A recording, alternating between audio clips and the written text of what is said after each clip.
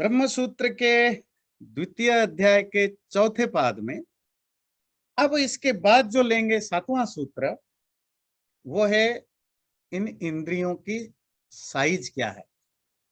आत्मा की साइज तो आपने पढ़ा, एटॉमिक साइज है ना, अनुरूप है। अब इंद्रियों की साइज पर भी डिस्कशन करेंगे। अणवश्च, छोटा सा सूत्र है। सूत्र क्या, एक वर्ड है, अणवहच।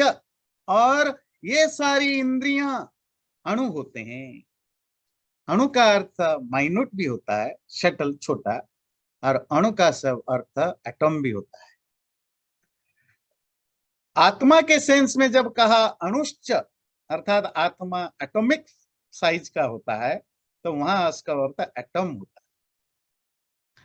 पर इंद्रियों के सेंस में जब कहा अणु, मतलब ये एटम, ये अणु रूप है, यहाँ अणु का अर्थ एटॉमिक साइज नहीं, माइन्यूट होते हैं, छोटे होते हैं।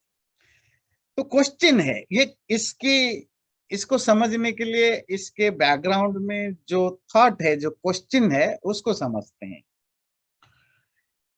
क्या ये सेंसेस ऑल परवेडिंग है, सर्वव्यापक है? तो आप चौंकेंगे, इसको सर्वव्यापक मानने की क्या जरूरत है।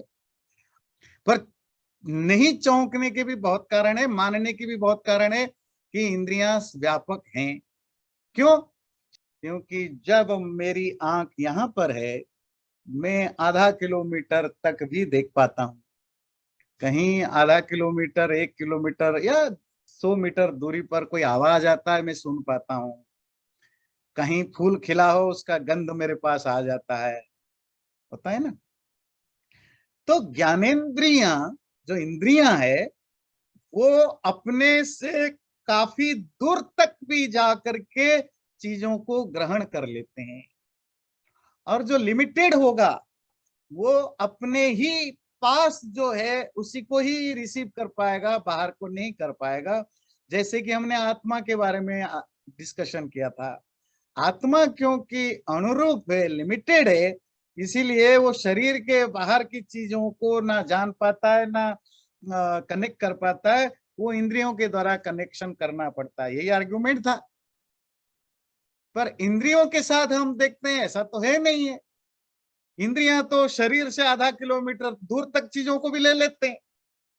मतलब आधा किलोमीटर, मतलब जरूरी नहीं 100 मीटर, 200 मीटर, मतलब एक एक एक डिस्टेंस तक वो चले जाते हैं।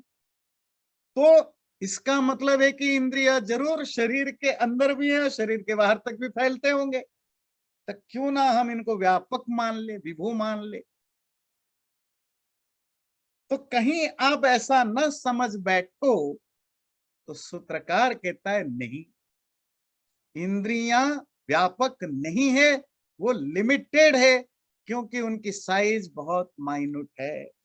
यहाँ अणु शब्द जब आप कहते, देखिए हर बड़े इंटरेस्टिंग चीज है, जब किसी चीज की साइज आप बता देते हैं ना, वो एटॉमिक साइज का भी हो, तो यू फिक्स द लिमिटेशन।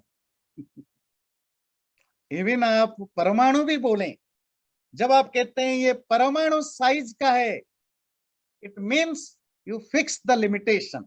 आपने एक पेरीफेरी बना दी। जब आप कहेंगे इसकी कोई साइज नहीं है, तब वो बनेगा सर्वव्यापक। इसी तरह आत्मा की साइज फिक्स हो गया, इसका मतलब वो व्यापक नहीं है। इंद्रियों के लिए साइज बताना जरूरी है, नहीं तो आपको गलतफहमी होगी कि ये व्यापक है, क्योंकि आपके शरीर से बाहर तक भी चले जाते हैं। जो इंद्रियां, जब हम इंद्रियां कहते हैं, आप तो समझ रहे हैं, हो सकता है बहुत लोग ना समझ पाए कि हम कान नाक को इंद्रियां नहीं समझते ना। ये तो इंद्रियों के लोकेशन है, या कोई ड्राइव, हार्ड ड्राइव है ना, जिसके अंदर वो प्रोग्राम हो। तो ये तो स्थूल है, पर वो जो श्रवण शक्ति है, जो देखने की शक्ति है, वो अनुरूप होते हैं। हम आंख कान नाक की बात नहीं कह रहे हैं, इनके अंदर जो पावर, द सेंसुअल पावर है, वो अनुरूप है। अगर हम इसको व्यापक मानेंगे, तो दूसरा प्रॉब्लम होगा, जब व्यक्ति मरता है तो शरीर से आत्मा निकलती है, क्योंकि आत्मा लिमिटेड है इसलिए निकलती है, और आत्मा इन प्राणों के साथ, इंद्रियों के साथ निकलती है। अगर इंद्रियां व्यापक होते, तो फिर शरीर से निकलना, शरीर में एंटर करना, ये दोनों नहीं होता। क्योंकि वो एंटर कर रहे हैं और बाहर एग्जिट कर रहे हैं, इसका मतलब है कि उनको लिमिट मानना पड़ेगा। और तीसरी पॉइंट जो है, इंद्रियों को व्यापक मानने पर जो समस्या होगी, तो इंद्रियां दुनिया में सब जगह अवेलेबल होंगे, पर ऐसा नहीं होता।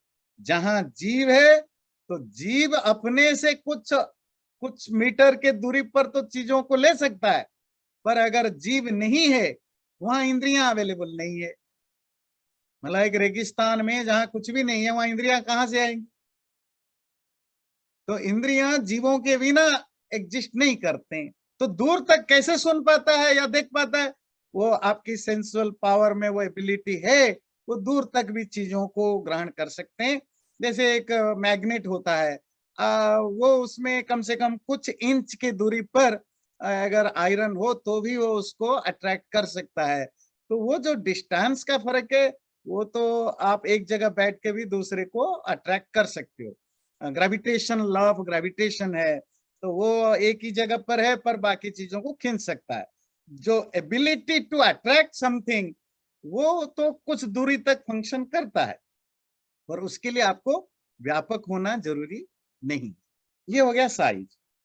आठवां जो है वो है कि जिन प्राणों की हमने चर्चा की, मतलब प्राणों के अर्थ में इंद्रियों की चर्चा की, इनमें से भी एक मुख्य प्राण है। उसको हम देखते हैं, फिर समझेंगे। सूत्र लेते हैं, श्रेष्ठश्च। और इनके अलावा एक और है मुख्य प्राण, चीफ वाइटलिटी। उसके लिए शब्द यूज किया श्रेष्ठ। छंदों के उपनिषद 5:1:1 में आता है, प्राणो वाव ज्येष्ठश्च श्रेष्ठश्च। वो जो प्राण है वो ज्येष्ठ भी है, श्रेष्ठ भी है। ज्येष्ठ मतलब ओल्डेस्ट है। बड़ा भाई को आप क्या बोलते हैं? ज्येष्ठ भ्राता। छोटे भाई को कनिष्ठ भ्राता, है ना? तो ज्येष्ठ जो है वो एज दिखाता है, वो आपसे पुराना है। श्रेष्ठ आपसे बेटर है ना? तो एक और प्राण जो ज्येष्ठ भी है और श्रेष्ठ भी है। और वो ज्येष्ठ क्यों है? क्योंकि सब प्राणों से पहले, सब इंद्रियों से पहले वो आता है। कैसे? जब बच्चा पैदा होता है, कोई भी किसी भी प्राणी में, किसी भी क्रिएचर में, तो जो कंसेप्शन होता है, दो रजवीरों को मिलाते हैं तो उनकी जो फॉर्मेशन होता है, तो जो सबसे पहली मैनिफेस्टेशन या एंटिटी आती है, वो क्या आता है? वाइटलिटी, प्राण। वो प्राण एक अलग चीज है, वो सांसें नहीं है, वो इंद्रियां नहीं है, वो लाइफ फोर्स है। वो लाइफ फोर्स आने से क्या होता है? वो कब आता है? जब आत्मा शटल शरीर के साथ मिल जाता है, अर्थात रज वीर्य के जब यूनियन होता है। और अगर वो यूनियन आगे जाकर के संतान का, किसी क्रिएचर का कारण, यूनियन तो 50 बार होता होगा, पर अगर ये दोनों प्रॉपरली कंसीव होता है तो आत्मा प्रवेश करता है। आत्मा के प्रवेश करते ही जो पहला रिएक्शन होता है वो प्राण है। प्राण आने के बाद ही धीरे धीरे धीरे धीरे वो शटल बॉडी डेवलप होता है, फिर धीरे धीरे इंद्रियां डेवलप होते हैं। ज्ञानेंद्रियां तो बहुत बाद में आते हैं। मतलब आप लोग ज्यादा साइंस से रिलेटेड लोग हैं, आप ज्यादा बेटर एक्सप्लेन कर सकते हैं। पर वो जो सेंसुअल एबिलिटी है, वो वो तो अंदर होता है, वो तो आत्मा के साथ ही चल के जाते हैं। पर जो प्रॉपर सेंसेस तब तक डेवलप नहीं होता जब तक उन इंद्रियों की स्पेशल सीट्स प्रॉपरली बन न जाए। मतलब कान जब तक बन न जाए तो कैसे सुनेगा? आंख ना बन जाए तो कैसे देखेगा? नाक ना बन जाए तो कैसे गंध आएगा? तो ये जो इंद्रिय शक्ति तो आत्मा के साथ मृत्यु के बाद भी चलता है, पर वो डोरमेंट स्टेज में होते हैं। जो प्रॉपर इंद्रियां है वो तभी आती हैं जब सीड्स बनती हैं। पर इनके इंद्रियों के बनने से पहले सबसे पहले क्या बनता है किसी क्रिएचर में? प्राण।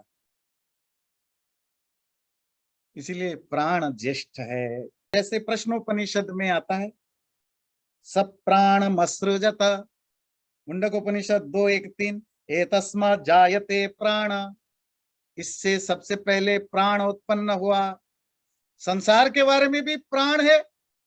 जब आप यूनिवर्स की बात करेंगे तो वहां प्राण मतलब महत्त्व, प्रकृति का सत्व रज तम गुणात्मक प्रकृति की पहली क्रिएशन क्या है? महत्त्व, वही प्राण है। क्रिएचर में सबसे पहली चीज क्या है? प्राण, जो वाइटलिटी, लाइफ फोर्स, लाइफ जिसको आप कहते हैं। तो ये तो हो गया, इसीलिए ज्येष्ठ है। ज्येष्ठ क्लियर हो? क्योंकि ये सबसे पहले आता है, ओल्डेस्ट है, बुढ़ा है, सबसे पुराना है, सीनियर मोस्ट है। अब आते हैं श्रेष्ठ क्यों है। कुछ मंत्रों को कोट करते हैं, प्रश्नोपनिषद 2 और 3। तान वरिष्ठ प्राणवाच मा मोहमापद्यथा अहमेव एतत् पंचधात्मानं प्रविभज्य विधारयामि ते। प्रश्नोपनिषद में आपने सुना होगा, एक स्टोरी है, इंद्रियों ने आपस में लड़ने लगे, मैं बड़ा हूं, मैं बड़ा हूं। तो फिर वहां ये हुआ कि एक एक इंद्रियां बाहर निकल के जाएगी, जिसके बिना प्राणी जिंदा रह जाएगा, तो वो बड़ा है। तो आंख, कान, नाक एक एक करके निकलते गए, कुछ फर्क नहीं पड़ा। हाँ, फर्क पड़ा कि उसमें डिफिशियंसी आई, कान चला गया तो सुन नहीं पाया, आंख चला गया तो देख नहीं पाया, पर आदमी तो जिंदा है, क्रिएचर तो क्रिएचर है। फिर प्राण निकलने लगा। जब प्राण निकलने लगा तो सो तड़पने लगे, तो बोले मत जाओ। इसी तरह ऐसे बहुत सारे उपनिषदों में प्राण की श्रेष्ठता दिखाने के लिए बहुत सारे स्टोरीज हैं। ये जो प्रश्नोपनिषद की 2 और 3, दूसरे अध्याय के तीसरा मंत्र है, वो कहता है, उन इंद्रियों को डांट करके प्राण बोलता है, मां मोहम आपत्य था। वो वरिष्ठ प्राण, जो श्रेष्ठ या जो जो ग्रेट प्राण ने उन इंद्रियों को डांट के बोला, डोंट बी डिल्यूडेड, मोह में मत फंसो। अहमेव एतधा पंचधा आत्मानं प्रविभज्य, मैं खुद ही अपने आप को 5 तरह से डिवाइड करके तुम सबको विधारयामी, धारण करता हूं। वो जो प्राण लाइफ है, वो लाइफ का ही 5 तरीके से, मतलब जिसको आप प्राण, अपान, व्यान आदि कहते हैं, तो मैं ही करता हूं। इसी तरह बृहदारण्यक उपनिषद 1:5-21 में आता है, अयम वही न श्रेष्ठ, सारे इंद्रियां खुद ही बोलते हैं, ये जो है ना प्राण, ये हम सबका सबसे बड़ा है। मतलब बच्चे सब मान गए कि नहीं, ये बड़ा है, हम नहीं है। इसी तरह बृहदारण्यक उपनिषद 6:13 में आता है, न वही शक्ष्यामा तदृते जीवितुम। उनमें स्टोरीज हैं, इस तरह की जो स्टोरीज, हम तो सिर्फ यहाँ वो पार्ट लेते हैं जो जो काम की चीजें। तो इंद्रियों ने कहा, हम उस प्राण के बिना जी ही नहीं सकते। तो उसकी जो वो जो वाइटलिटी है, जिसको हम कहते हैं प्राण शक्ति, जीव शक्ति, जीवन शक्ति, या जीवन, या लाइफ, आप किस इस तरह के जो शब्द है, वो एक अलग एंटिटी है। वो सांस, सिर्फ सांस नहीं है, सिर्फ इंद्रियां नहीं है, सिर्फ मन नहीं है। और आगे आप पढ़ेंगे अगले सूत्र में, और ये इनसे अलग भी है, ये एक अलग एंटिटी है, और वो श्रेष्ठ है। एक और तरह की डिस्कशन होता है इस सूत्र से रिलेटेड, कि ये जो वाइटलिटी है, जिसको आप जीवन कहते हैं, प्राण कहते हैं, वो अनक्रिएटेड है।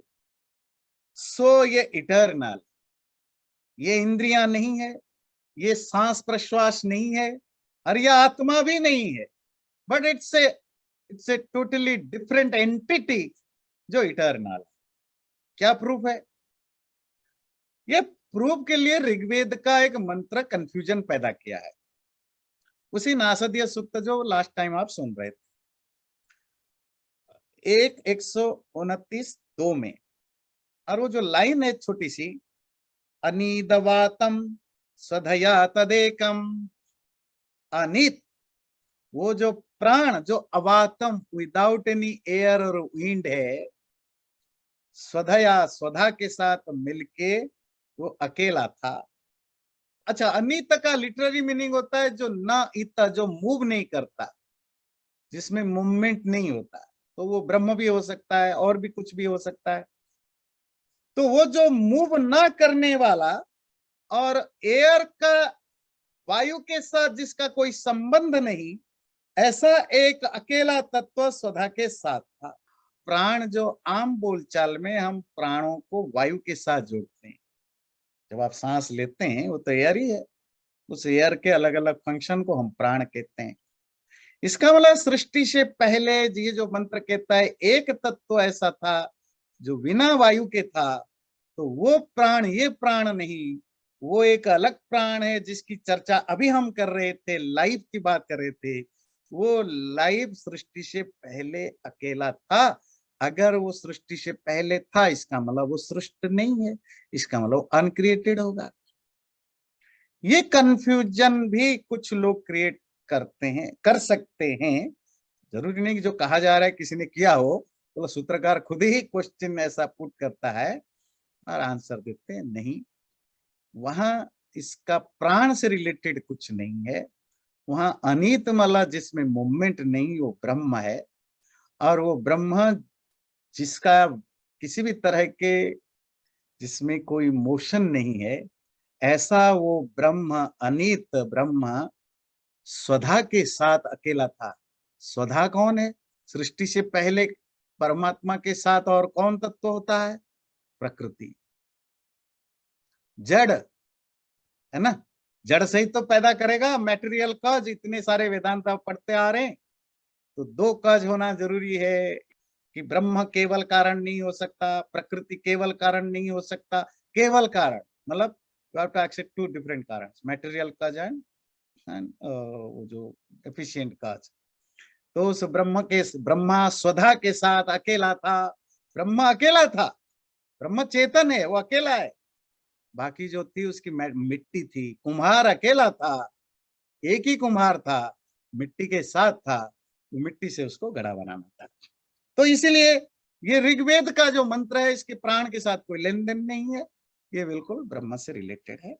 चैनल को सब्सक्राइब जरूर करें और वीडियो अच्छा लगे लाइक भी जरूर करें।